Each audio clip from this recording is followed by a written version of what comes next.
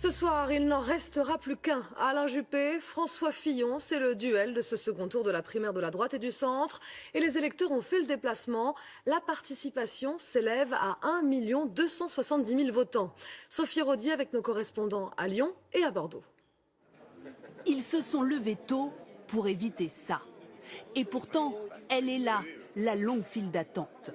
Dès l'ouverture, forte mobilisation dans le 16e arrondissement de Paris, un quartier aisé de la capitale. Mais pas de quoi décourager les électeurs. Oui. Là, vous êtes à combien de temps de queue, à votre avis là? Oui. Oh là, il y a 1 heure. Mais nous prenons notre mal en patience, nous sommes contents d'être ici et on prendra le temps qu'il faudra pour voter. Non, je pensais qu'il y aurait moins de monde. Mais ce qui prouve que les gens se mobilisent et c'est bien. Il y a un vrai mouvement de fond. À voter. Tous disent avoir suivi attentivement le débat, les polémiques de l'entre-deux tours.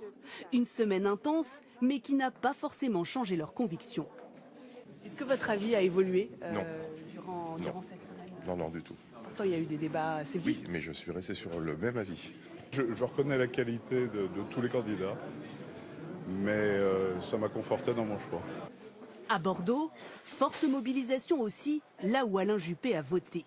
Selon la présidente du bureau de vote, beaucoup ne s'étaient pas déplacés au premier tour. Et voilà. Ça démarre sur les chapeaux de roue. On en est au double de la semaine dernière ce matin. Qu'est-ce que ça veut dire? Je ne sais pas. À Lantilly, à côté de Lyon, dans un plus petit bureau de vote, pas de file d'attente, mais une tout aussi grande motivation pour aller voter. C'est une première pour nous. À droite, c'est vrai. Il y a eu les primaires à gauche. Moi, je trouve que c'est très bien. C'est bien, c'est démocratique, c'est bien. Tous les bureaux de vote fermeront leurs portes à 19h. Et ce second tour attirera-t-il autant d'électeurs que dimanche dernier? Je me tourne vers vous, Jean-Baptiste Marteau, bonjour. Vous êtes à la haute autorité. Bonjour. Selon les premiers chiffres, la participation s'annonce en légère hausse par rapport au premier tour. Oui, 1 270 000 votants à midi sur 67% des bureaux qui ont réussi à faire parvenir leurs chiffres ici à la haute autorité. À comparer aux chiffres de la semaine dernière, 1 138 000, c'est bien une hausse de 13% de la participation en une semaine. Alors évidemment, quels sont ces nouveaux électeurs? Quel est leur profil? Et que font par exemple les électeurs de Nicolas Sarkozy au premier tour? Eh bien, ce sont autant de questions évidemment qu'il va falloir patienter pour avoir la réponse. On attend les premiers résultats ici aux alentours de 20h30 ce soir. Merci Jean-Baptiste. Avant d'aller en région, prenons un peu la température dans les bureaux de vote à Paris. Margot Manière, bonjour. Vous êtes dans le 15e. Y a-t-il eu du monde depuis ce matin ? Eh bien, on a l'impression qu'il y a moins de monde, mais je me trouvais dans le même bureau de vote la semaine dernière et regardez, la file d'attente était impressionnante. Personne, vous le voyez en ce moment, certains avaient attendu plus de 30 minutes pour voter contre 10 minutes maximum ce matin. Mais attention, la participation, elle n'est pas pour autant plus faible, elle est même légèrement supérieure. Comment expliquer ce paradoxe? Une meilleure organisation. Et puis au premier tour, certains électeurs se sont trompés de bureau de vote, créant des embouteillages, plus de fluidité donc, mais pas moins de monde, en tout cas ce matin. Merci Margot. Poursuivons avec vous, Denis Sébastien. Bonjour, vous êtes à côté de Lyon, à Lantilly, où le taux de participation avait été très élevé dimanche dernier. Les électeurs ont-ils fait massivement le déplacement aujourd'hui encore ? Oui, là, il a alors un petit peu moins d'affluence au moment où je vous parle, mais oui, plus de monde qu'au premier tour. Il y a une semaine, 1000 votants pour 5000 habitants, c'était déjà beaucoup. Aujourd'hui, encore plus, puisqu'au moment où je vous parle, à 13h, 100 votants de plus que la semaine dernière à la même heure. Alors l'explication donnée par les responsables du bureau de vote, c'est que beaucoup d'électeurs qui ne s'étaient pas déplacés au premier tour sont venus pour le second. Et paradoxalement, plus de votants, mais moins de files d'attente parce qu'on est mieux organisé. On explique que maintenant on est rodé, donc moins d'attente avant de pouvoir mettre son bulletin dans l'urne. Merci beaucoup Denis. Alain Juppé et François Fillon sont bien entendu allés voter ce matin, mais également tous les candidats qui ont été éliminés la semaine dernière. Tour des bureaux de vote avec Anaïs Barre, Guillaume Marc et Francis Mazoyer. Presque simultanément ce matin, Alain Juppé et François Fillon ont voté vers 10h30. C'est à Paris, dans le 7e arrondissement où il est député. Fillon, François Charles Lamont. À voter. Que François Fillon a glissé son bulletin dans l'urne. Non, j'attends le verdict des électeurs. Voilà. Après avoir fait la queue près d'une demi-heure, Alain Juppé a voté dans son fief à Bordeaux. À la sortie, le candidat veut se montrer confiant. Vous espérez une forte mobilisation? Oui, j'espère tout. J'ai défendu mes idées jusqu'au bout et ça va marcher, j'en suis sûr. On reçoit bien des témoignages, mais attendons ce soir. Un peu plus tôt, c'est avec un large sourire que Nicolas Sarkozy s'est rendu dans son bureau de vote du 16e arrondissement à Paris. L'ancien président, qui n'a pas passé le premier tour, soutient maintenant François Fillon.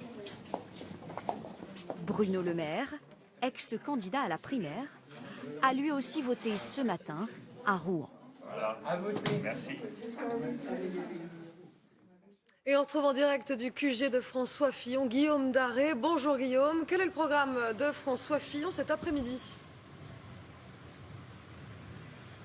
Eh bien, rien d'extraordinaire prévu aujourd'hui, cet après-midi pour François Fillon. Il sera tranquillement à son domicile parisien. Rien de prévu à son agenda. Moment donc de détente et de repos avant une soirée qui s'annonce particulièrement chargée, évidemment. Les premiers résultats, il devrait là aussi les attendre depuis chez lui. Ce n'est qu'un peu plus tard, vers 20h30, 21h30, qu'il se rendra à la Maison de la Chimie, là où l'attendront ses supporters, là où il devrait prononcer sa déclaration. François Fillon, en tout cas, on a pu échanger très rapidement quelques mots avec lui ce matin quand il a voté. Eh bien, il avait l'air particulièrement détendu et serein. Merci beaucoup Guillaume, et on va à Bordeaux avec vous, Francis Mazoyer, bonjour. Même question, quel programme pour Alain Juppé cet après-midi ? Eh bien écoutez, Alain Juppé va s'envoler d'une minute à l'autre vers la capitale et vers son destin politique. En début d'après-midi, quartier libre, en famille à son domicile parisien. Puis tout va s'accélérer en fin d'après-midi. Eh bien, il va réunir son état-major au QG de campagne boulevard Raspail. C'est ici que seront analysées les premières tendances avec une attention toute particulière sur la mobilisation qui pourrait lui être favorable. Et à l'annonce des résultats, il se rendra, comme la semaine dernière, à la salle du Tripot Régnier, où l'attendront de nombreux militants, quel que soit le résultat du vote. Merci Francis, et rendez-vous ce soir sur France 2 pour notre soirée spéciale primaire. Dès 19h45, les premiers résultats, les chiffres de participation, les analyses de nos spécialistes ainsi que les réactions de nos invités politiques. Une grande soirée présentée par Laurent Delahousse. C'est l'autre actualité politique de ce dimanche. Du côté du PS, il y a aussi du mouvement. Manuel Valls n'exclut pas de se présenter à la primaire de la gauche. Il dit y réfléchir sérieusement dans une interview accordée au journal du dimanche. Maryse Burgot. Manuel Valls et François Hollande se serrent encore la main en public. Pourtant, le Premier ministre a bel et bien engagé un travail de sape contre le chef de l'État. Je me prépare, dit Manuel Valls ce matin dans le journal du dimanche. En clair, il envisage sérieusement d'être candidat à la primaire de la gauche et pour cela, il tente d'empêcher le chef de l'État de briguer un second mandat. Son argument ?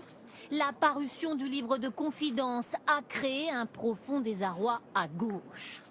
Manuel Valls considère que François Hollande n'aurait jamais dû se confier aussi longuement à deux journalistes du Monde.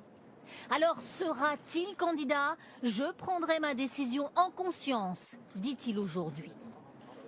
Vendredi déjà, en déplacement à Rouen, il accentuait sa pression en plaisantant. Je serais bien tenté, mais je ne céderai pas à la tentation de Rouen. Mais je vais réfléchir à votre question. Manuel Valls disait il y a quelques mois qu'il n'aimait pas l'idée d'une primaire à gauche. Sur ce point, il a visiblement changé d'avis. Et depuis Madagascar, où le chef de l'État a assisté au sommet de la francophonie, François Hollande a appelé au rassemblement. On l'écoute. Nous devons montrer ce qu'est la France, partout.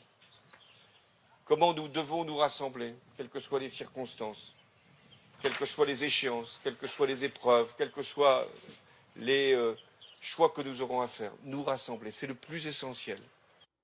Et les déclarations de Manuel Valls n'ont pas échappé à François Hollande. Le chef de l'État s'est entretenu avec notre envoyé spécial Jeff Wittenberg. François Hollande ne veut pas entrer dans un dialogue à distance avec Manuel Valls. Il ne veut pas y entrer pour l'instant, car sa réplique est prête. Vous allez voir, nous a-t-il dit tout à l'heure, même s'il ne voulait pas s'attarder avec les journalistes, le chef de l'État a ajouté dans un sourire « Je vois tout, je lis toute la presse », sous-entendu, il n'ignore rien des propos prononcés par Manuel Valls dans son interview au Journal du Dimanche. En ce moment même, le président de la République est en train de voler dans son avion de retour pour Paris, puisqu'il souhaitait être présent dans la capitale pour suivre le résultat de la primaire à droite. Que va-t-il faire, lui? Ça ne peut plus durer, il faut qu'il tranche. Nous glissait tout à l'heure un ministre impatient. Fin du mystère Hollande dans quelques jours. Comme il le dirait lui-même, vous allez voir. Dans l'actualité...